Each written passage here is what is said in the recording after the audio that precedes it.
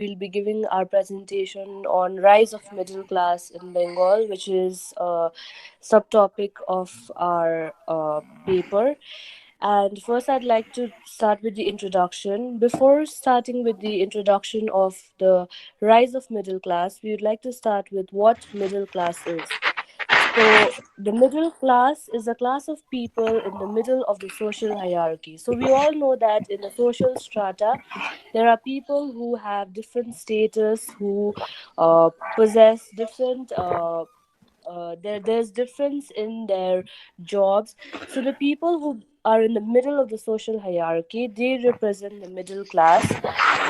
Its usage has often been vague, whether defined in terms of occupation, income, education, or social status. So, in our Indian society, when we say middle class, what happens is that people often we think that they are not wealthy or they are not well to do or they are lower than the aristocratic families.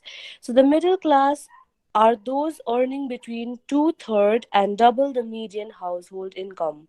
The social group between the upper and the working classes, including professionals and business people and their families.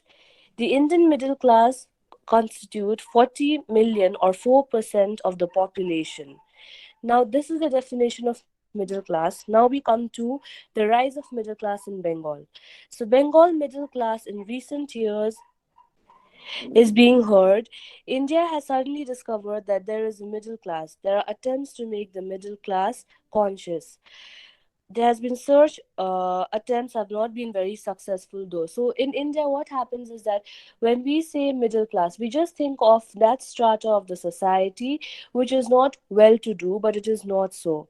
Organizations have sprung up to voice and to defend the interest of this class. It is conceded that predatory instincts of labor and capital thrive at the cost of the middle class, but the organization and the middle class itself remains unorganized. So nothing is done. In Bengal, this class is known as the Bhadralok class.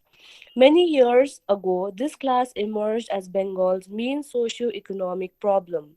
Bengal has always been an industrial area. It has always had its labor problems. So the cause of the rise of middle class in Bengal is the labor and capital dispute. So, as population and literacy grew, the desk workers multiplied. Bengal's middle class was poor and it suffers from political and economic frustration.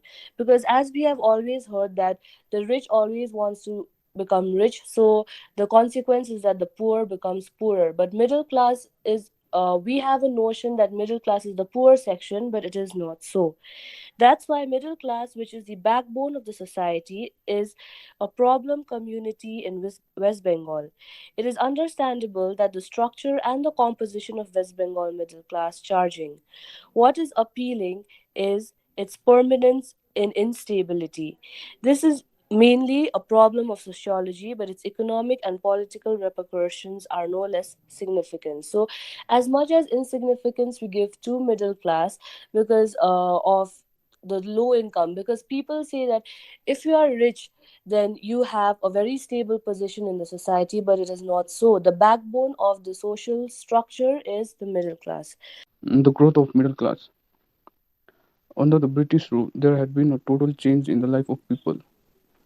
This was due to the changes introduced by the British every aspect of life, be it social, economic, or cultural. For example, the British introduced changes in the land laws. There was disruption in the old system of trade and industry. With these changes, there emerged a new social class in India that came to be known as the middle class. Urbanization was also an important factor responsible for the growth of the middle class. New urban areas and the emergence of cities were seats of government. Persons engaged in government jobs belonged to a new social order known as the middle class. The Western contact through Western Junction gave birth to the middle class intelligentsia.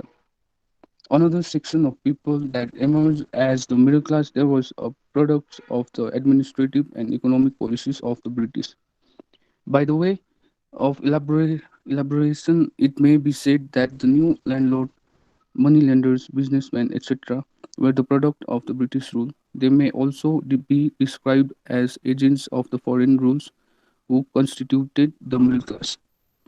So the types of middle class is that the rising middle class, it consisted of four categories of people according to the role played by them in the new economy. Urbanization and the government paid workers, they constituted the middle class. So among these also there are four types of people. The first is the commercial middle class, middlemen and brokers, who are found with the foreign companies and in the indigenous mercantile and banking houses in the later part of the 18th century. So it is not recent that the middle class they came into being. The indigo plantation gave rise in rural areas to a clerical and supervisory group of people and a group of contractors who distributed advances and supplied the plants. Moreover, a class of specialists in business administration grew with the opening up of trade, bank, and managing agency in 1833. Then the second type is the money lenders, the brokers, the banias, the agents, and the creditors. That is the new moneyed classes invested the money in land which became transferable due to British policy. In addition, there were people who held land on lease on behalf of the indigo factory, which is the first type, that is the 1830 planters. Then the third type is the industrial middle class, which was very small because of the growth of industry was very slow. The first to invest money in industry were the English civil servants, followed initially by other European and then by some Bengalis in Calcutta and Parsis in Bombay. Then the fourth type of the category is the educated middle class, which comprises of a class of professionals which emerged with the introduction of Western education and technology. The changes in the system of law gave to a rise of class of lawyers. Then emerged doctors and engineers, printers and publishers.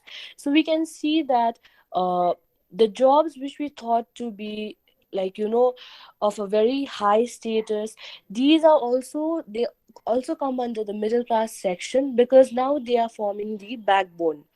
So the primary characteristic of these four groups, so what makes them uh, the same, or why do they fall under the category of middle class, is that they formed the Indian middle classes was that they acquired prestige not through social status but through education, wealth, and power. So it is not because of their status in the society which makes them that particular strata in the social hierarchy, but because of their education, wealth, and power, they are known as middle class. Formerly, Cornwallis included only the zamindars in the middle class, but now the concept of the middle class includes all the agricultural classes, that is, the zamindars, peasant proprietors, resident cultivators.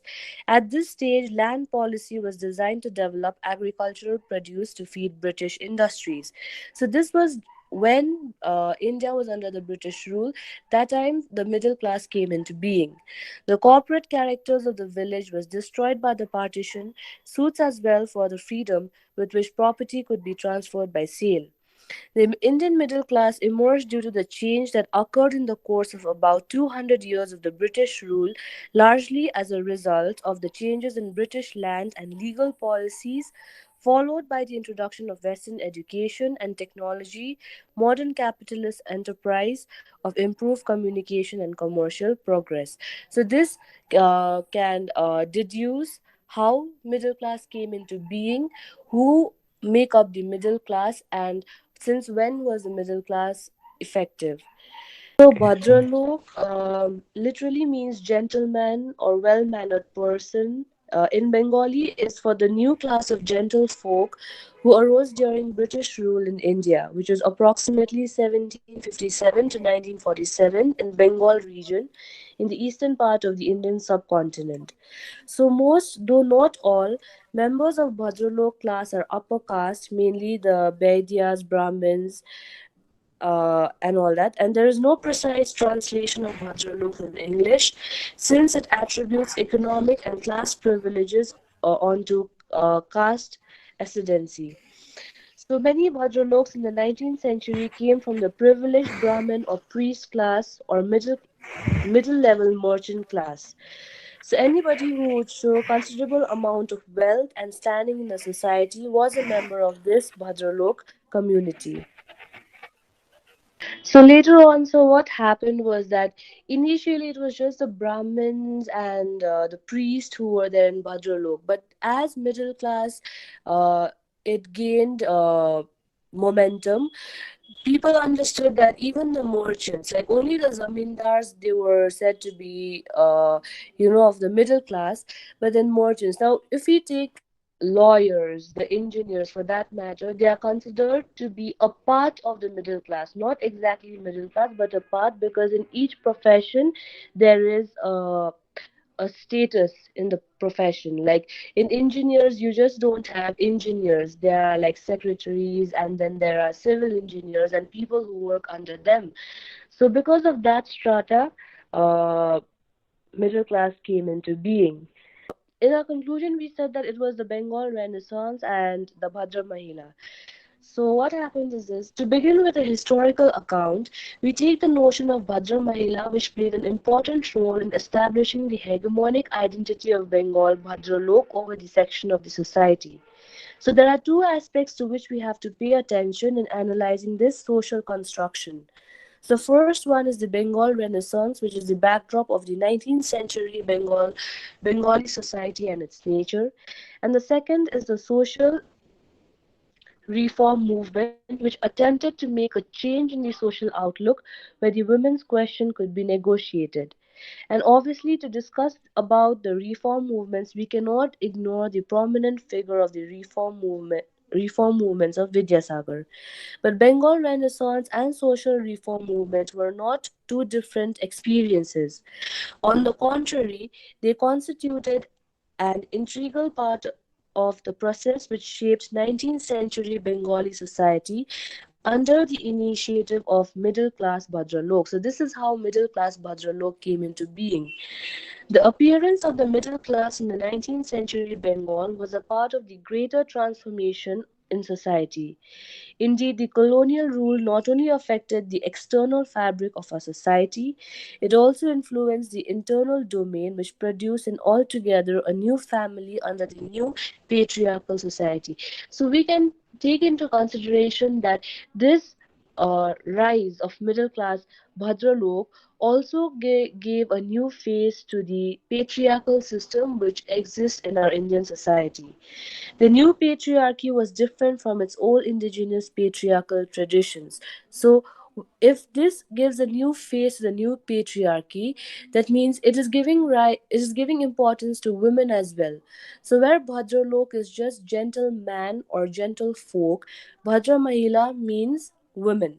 So they are now trying to take into consideration how the status of women was also being given importance. So, because it allows women literacy and education, encouraging women to have modern attitude, but maintain them independent and subordinate status within the society.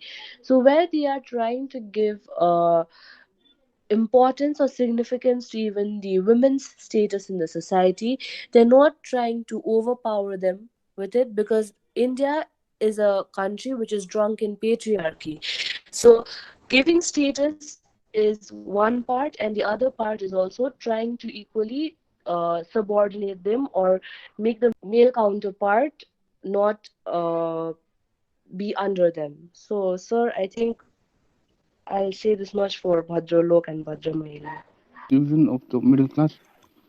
The appearance of middle class in 19th century Bengal was a part of the greater transformation in society.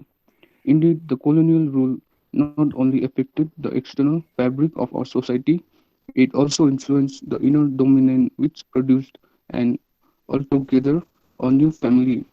Under the new patriarchal system, the new patriarchy was different from its old indigenous partial traditions because it allows women's literacy and education, encouraging women to have modern attitude but maintain them in a dependent and subordinate status within society.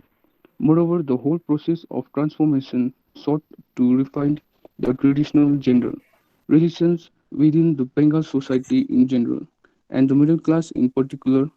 Still, the transformation in the socio-cultural sphere, propagated and supported by the middle class, had failed to bring about any effective implication of status in society as part of restructuring the partial system. But actually, these changes in reality derived the question of her individual identity by imposing new forms of restrictions. The construction of the notion of Badar Mahila was the product of this arrangement to maintain stability in gender relations under new circumstances. It often argued that it was a failure of the reform movement that kept the questions of women's self-implication limited to some surface changes and did not bring about any substantive changes in their life. So while discussing the social construction of Father Mila, we have to interrogate the Renaissance project along with the reforms movement in the 19th century Bengal. Thank you, sir, for letting us do this presentation, and it helped me a lot. Thank you, sir, and thank you, everyone. Hope you'll understand.